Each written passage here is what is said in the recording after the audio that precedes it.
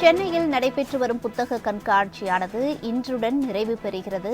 முழுமையான விவரங்களை வழங்குவதற்காக செய்தியாளர் லாவண்யா இணைப்பில் இருக்கிறார். அவரிடம் விவரங்களை கேட்டு அறியலாம்.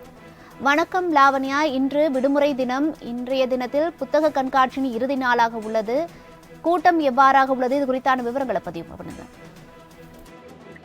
சென்னையினுடைய 47வது புத்தக கண்காட்சியானது ஜனவரி 3 முதல் தொடங்கி சிறப்பாக நடைபெற்று வந்திருக்கக்கூடிய இந்த சூழ்நிலையிலே இதுவரை 12 லட்சம் வாசகர்கள் அந்த சென்னை புத்தக கண்காட்சிக்கு வருகை தந்து சிறப்பித்துள்ளார்கள். 15 கோடிக்கும் மேற்பட்ட புத்தகங்கள் விற்பனை செய்யப்பட்டுள்ளது என பப்பாசி நிர்வாகம் தெரிவித்துள்ளது. சென்னை புத்தக கண்காட்சி இன்று நிறைவடைய உள்ள நிலையில் இதுவரை 12 லட்சம் வாசகர்கள் புத்தக கண்காட்சியை பார்வையிட்டு 15 கோடி அளவுக்கு புத்தகங்களை வாங்கி உள்ளனர்.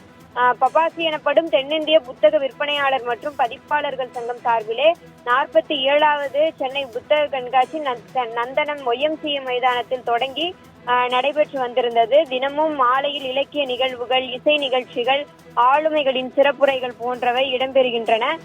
மேலும் இந்த நாட்களில் பார்த்தீர்கள் என்றால் வார நாட்களில் 2 மணி முதல் 8:30 மணி வரையிலும், இரவு 8:30 மணி வரையிலும், விடுமுறை நாட்களை பொறுத்தவரை காலை 11 மணி முதல் இரவு 8:30 மணி வரையிலும் இந்த புத்தக கண்காட்சியானது தொடர்ந்து நடைபெற்று வந்தது.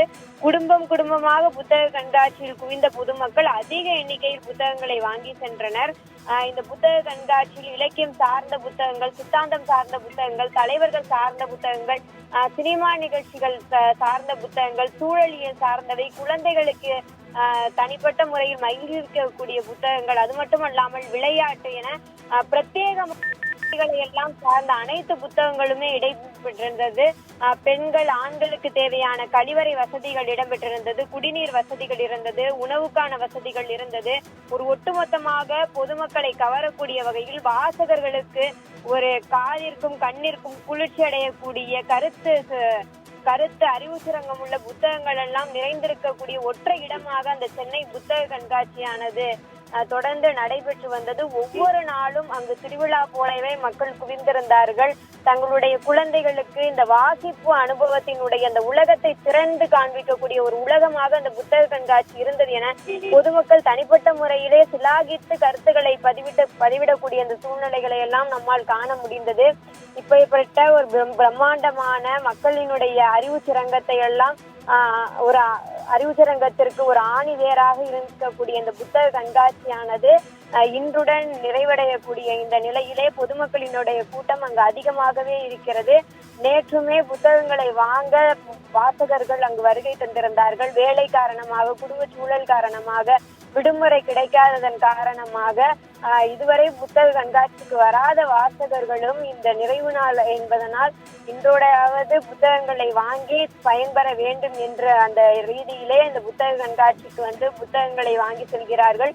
தங்களுக்கு பிடித்த எழுத்தாளர்கள், புத்தகங்கள் என அவற்றையெல்லாம் குறிப்பெடுத்து கொண்டு அந்த புத்தக கண்காட்சிக்கு வந்து தங்களுக்கு தேவையான அனைத்து புத்தகங்களையுமே வாங்கி செல்கிறார்கள். இது புத்தக விற்பனையாளர்களுக்கும், வாசகர்களுக்கும், எழுத்தாளர்களுக்குமான மிகப்பெரிய ஒரு உறவினை வலுவடைய செய்யக்கூடிய ஒரு நிகழ்வாக இருக்கிறது. வர்ணியா,